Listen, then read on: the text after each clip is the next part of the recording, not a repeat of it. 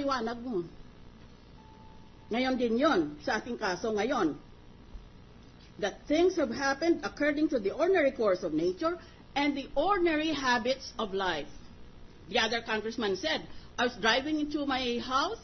In the driveway, I found attached to the gate, or in a situation more or less similar, an envelope, and when I opened it, voila, there's the signature card.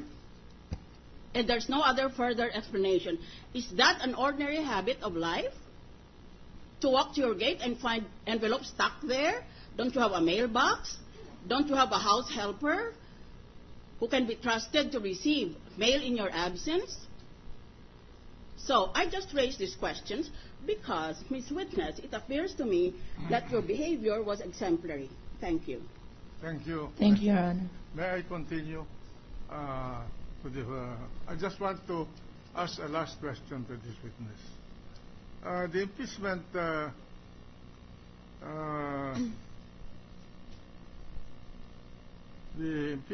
the articles of impeachment was filed 12 December 2011. Is this correct? Madam Clerk of Court. Yes, 2011. Your meeting at the Red Garlic Restaurant happened in January.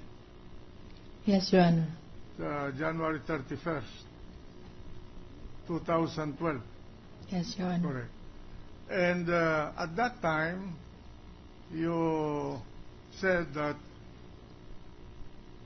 all the members of the Katipunan branch of PS Bank were present in that meeting. Correct? Yes, Your Honor. Including the Control Bank Service Officer. Yes, Your Honor. Now, but you said that he's no longer with your bank, and I ask you, when did he separate himself from the bank? And if I remember correctly, your answer, it was in June 2011. That was the former branch service and control officer. Not the that's a separate, different control This officer. one's a different one, Your Honor. This was with the same position. This was the one that received the email from an officer of your bank in connection with the audit. Yes, Your Honor. All right. So it's clear now that we are talking of the same position, but two different persons at two different times. Yes, Your Honor. Thank you. May I now ask the president of the bank to Just one, Mr. President, just one final question for Ms. Johnson from Senator Lito Lapid, Mr. President. Yeah, please.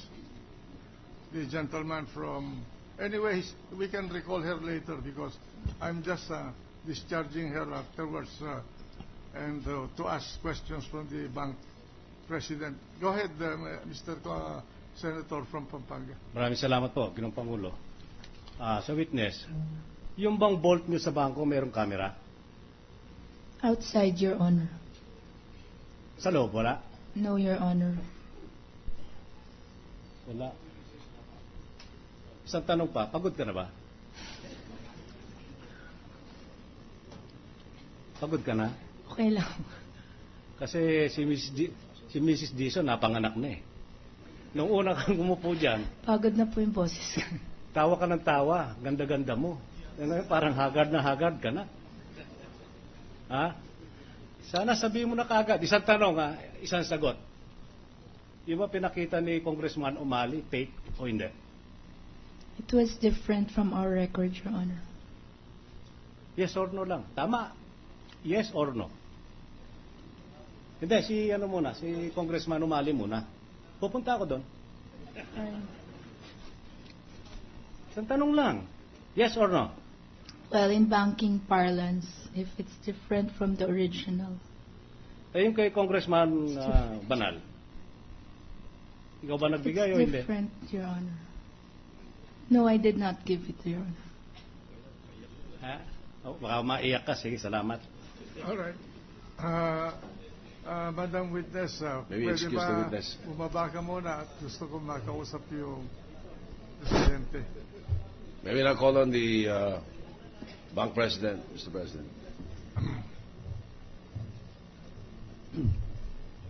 President Garcia, I know that you're a very experienced banker, and in fact you are a candidate for a higher position in your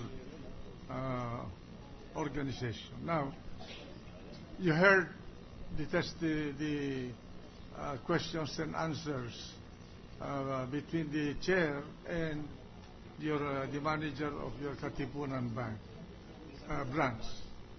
Yes, Your Honor. And he said that at 6 o'clock, January 31st, 2012, you met the entire personnel of the Katipunan branch at garlic restaurants, red garlic restaurants. Is that correct? That's correct, Your Honor. And why did you meet them there and not in your bank? Well, the branch actually has operations for the day, and they normally close the branch at a particular time of the day. When this information was... What is this information, please? This information about... Be precise. Yes, sir, Your Honor. The information about the visit of a congressman there was relayed to me. Who relayed it to you?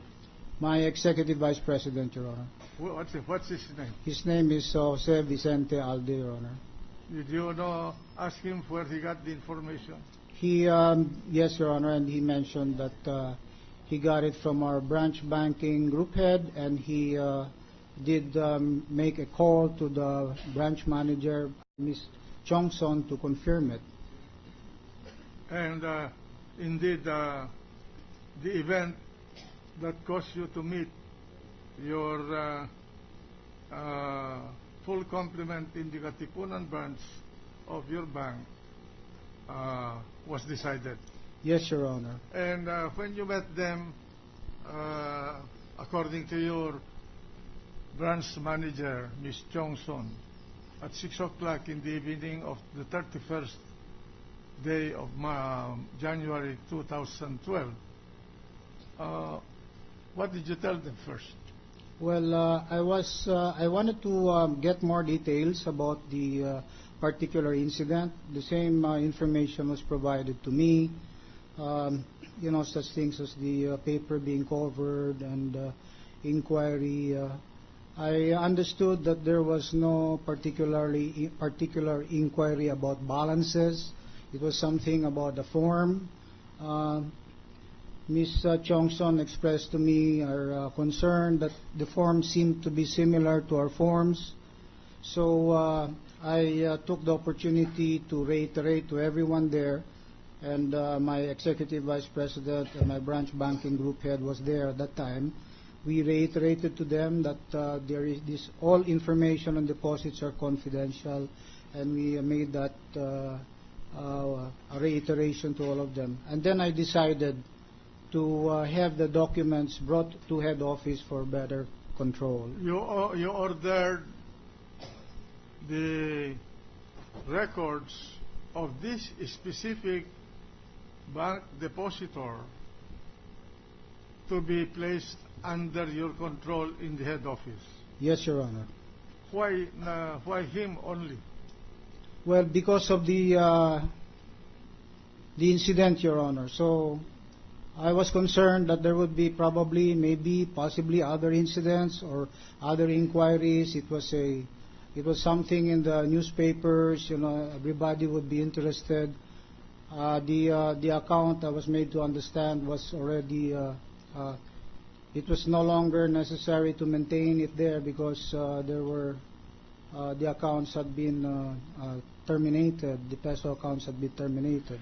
So I decided to control the documents because, as I told my senior officers, this could possibly be the subject of inquiry from the courts. So we need to control it better, and we need to be able to respond quickly if if it would happen. At that time,